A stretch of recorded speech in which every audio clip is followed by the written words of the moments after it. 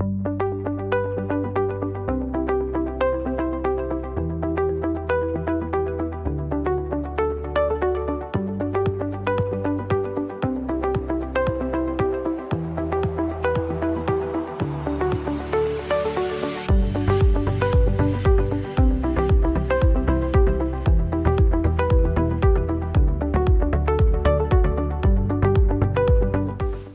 evening and welcome to the program Your Doctor in COVID. I am Dr. Mahendra Carpen and I'm the Head of Medical Services at the Georgetown Public Hospital Corporation and the Head of Cardiology as well. So today, this is how you start off. This is how I will start the program, by showing you how I usually wear my mask when I'm at work. It's not this way and it's certainly not this way. I might as well not wear it at all if I was to put it here. So this is the correct way. All right, so I'm going to take it off for the rest of the program because I'm the only one in studio, so my risk for infecting myself or others is pretty low. Now, interestingly, by now you would have been aware that we are going to be opening up back our airspaces and our airports.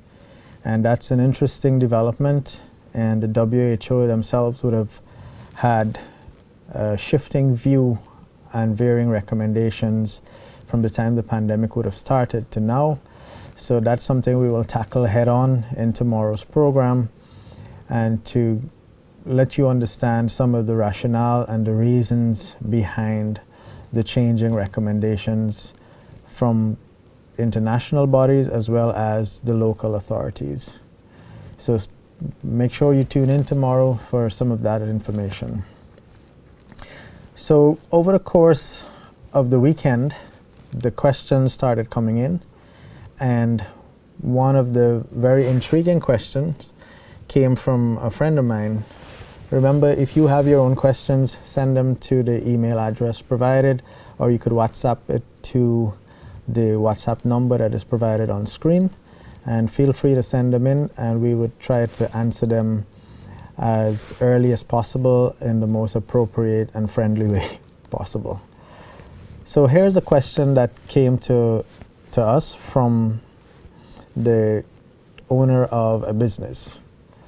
My clerk has been home because her husband tested positive. Her test is positive, but the results only was known 10 days after she took the test. So the husband tested positive because he was concerned after developing symptoms. Some of the symptoms that we look for and we become concerned about in COVID-19, things like fever. Fever is the number one trigger for this suspicion. So these days, once a patient has fever and presents to a health center or makes a call or seeks advice, you have to think that this may be COVID until proven otherwise. Coughing, shortness of breath, or difficulty breathing, chills, muscle aches, headache, sore throat, new loss of taste or smell, congestion or runny nose, nausea or vomiting. I believe this patient who we're discussing had fever and some cough with muscle aches, and thankfully no shortness of breath. So that's an interesting scenario, and the questions posed by this perhaps is more common than we think, and it's not just this individual who is encountering this scenario. So let's look again at each one of the individuals that are involved, okay? So let's look at the husband as we try to answer this in some detail. The husband was positive 14 days ago. He was tested after he developed symptoms.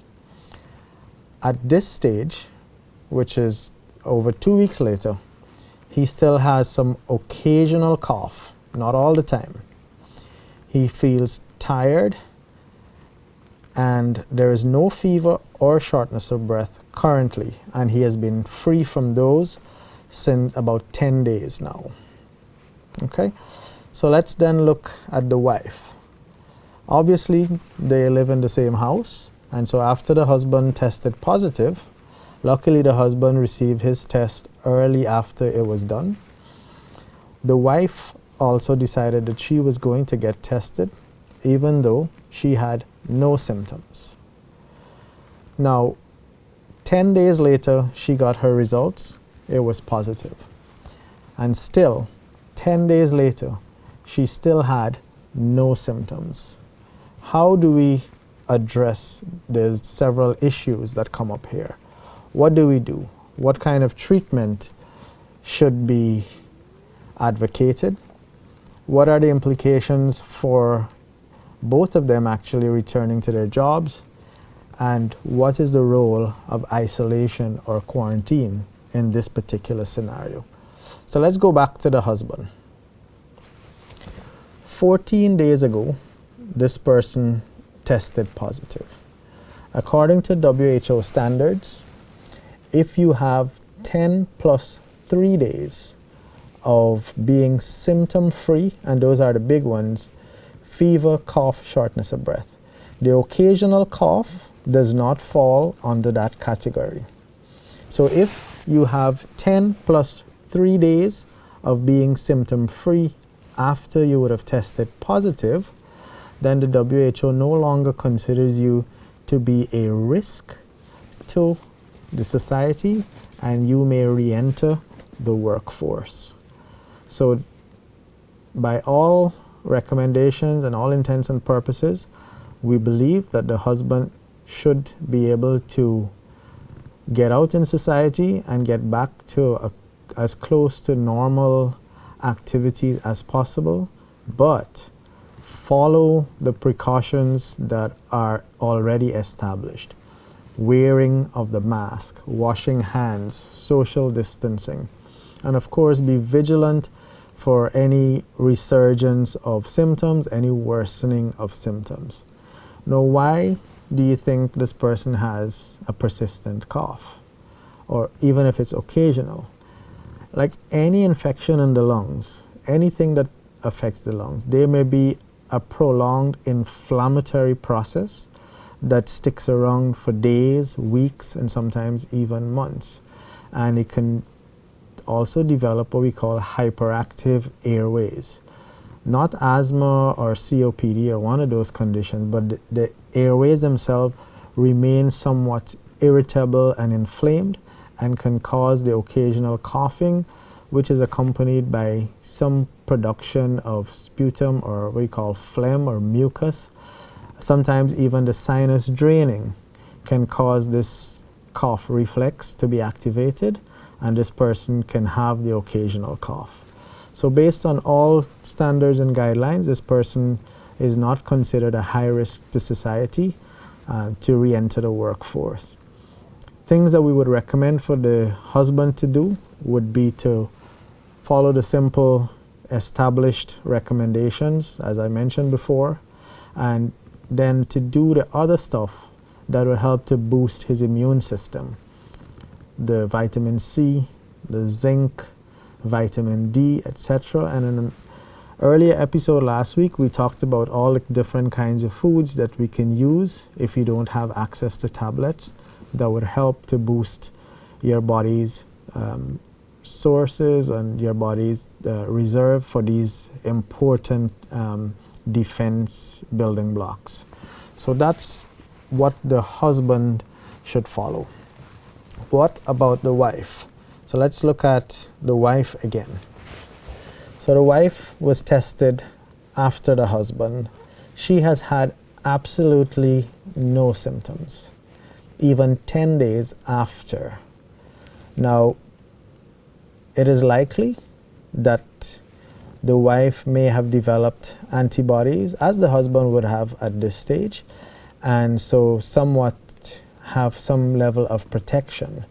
It is very rare, but possible, for persons to have double infection, meaning they have an early infection, they recover, and sometime later they have another bout of this infection.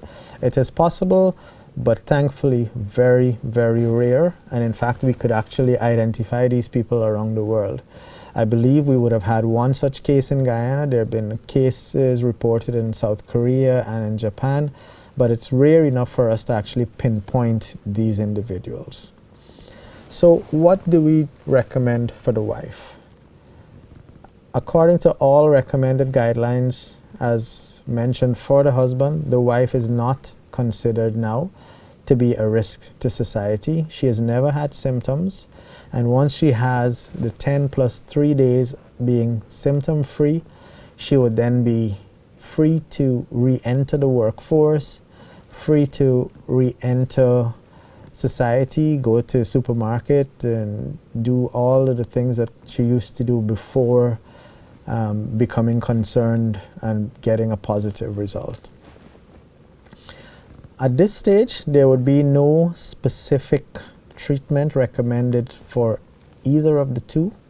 What we would recommend is for them to continue boosting their immune systems with things like vitamin C, zinc, D3, hydrate, stay active, and of course the recommendations for wearing masks all the time when in public places, and of course to do hand washing, sanitization, for us to recommend social distancing when out in public, etc.